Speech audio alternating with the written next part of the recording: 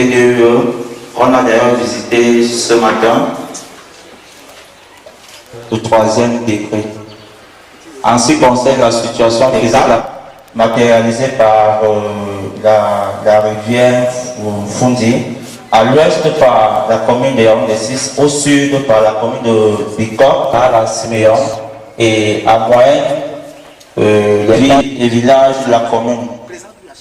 On a le bassin du Fundi et de la Mofou, transport cours d'eau de disparité géographique importante dans la commune. C'est par excellence la commune des contrastes, avec un centre bien ordonné comprenant des bâtiments administratifs qu'on a d'ailleurs visité. On a visité l'Assemblée tout à l'heure lors de la visite. On a les zones et un habitat de standing à une périphérie rurale mal desservie avec un habitat très diversifié et dépourvu de tout équipement. Le dilapider prématurément et d'assurer un développement harmonieux de la commune. Ce capital vert pourrait être un atout dans le futur lorsque les aspects environnementaux de protection de la nature joueront un rôle de plus en plus important pour devenir un facteur primordial d'attractivité.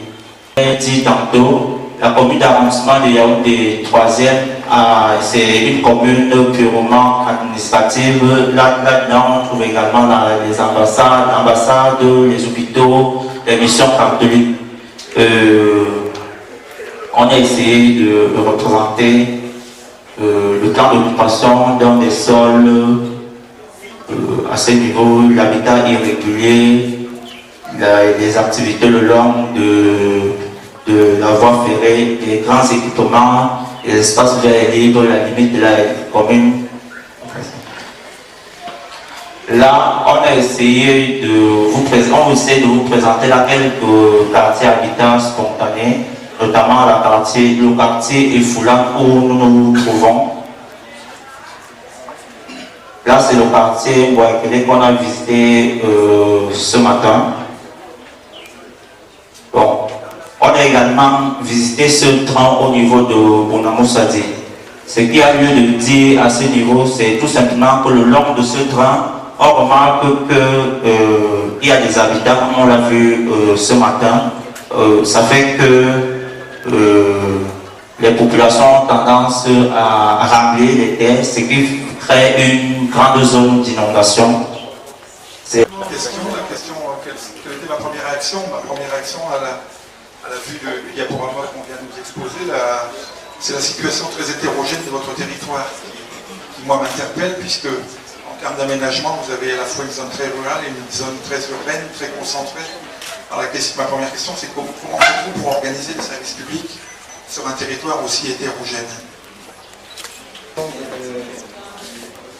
Monsieur le maire, nous pouvons tout simplement dire que la commune est également appuyée par les services déconcentrés de l'État qui permettent de couvrir tout le territoire sur le plan administratif. Parce qu'il n'y a pas seulement l'intervention de la municipalité, mais les services déconcentrés de l'État, notamment, je pense que vous faites allusion aux écoles et à toutes les autres structures et équipements sociaux.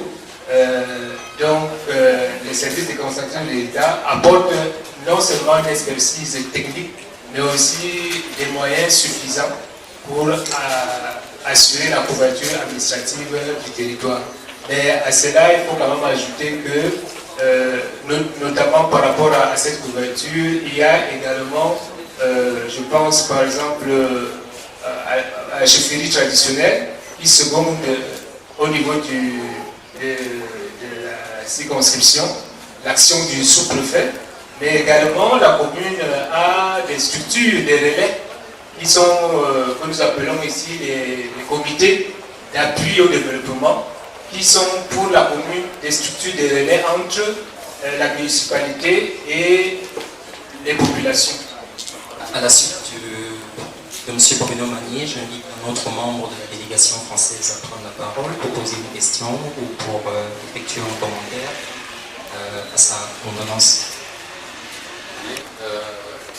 Moi je me posais la question par rapport présentation qui nous a été faite. Un très bon diagnostic de territoire. On voit un petit peu les difficultés auxquelles vous êtes confrontés, un petit peu dans tous les champs. J'aimerais savoir aussi un peu dans quelle perspective vous situez, c'est-à-dire aujourd'hui, les élus d'Yaoundé 3, les techniciens d'Yaoundé 3, les habitants, rêvent de quoi à 10 ou 15 ans? C'est-à-dire, est-ce que, on sait très bien que le développement local, ça s'appuie sur à la fois l'aménagement du territoire, on en a beaucoup parlé, ça s'appuie sur le développement économique, le développement culturel, le développement social. Comment est collectivement ici porter cette réflexion? C'est-à-dire, est-ce qu'aujourd'hui elle existe? Si oui, à quel niveau? Et est-ce qu'on a un plan de développement qui est un petit peu affirmer une perspective à laquelle collectivement vous souhaitez aller? La présentation. Et normalement, dans la présentation, il devait apparaître un plan de développement de la commune, parce que cet exercice a été fait il y a quelques années.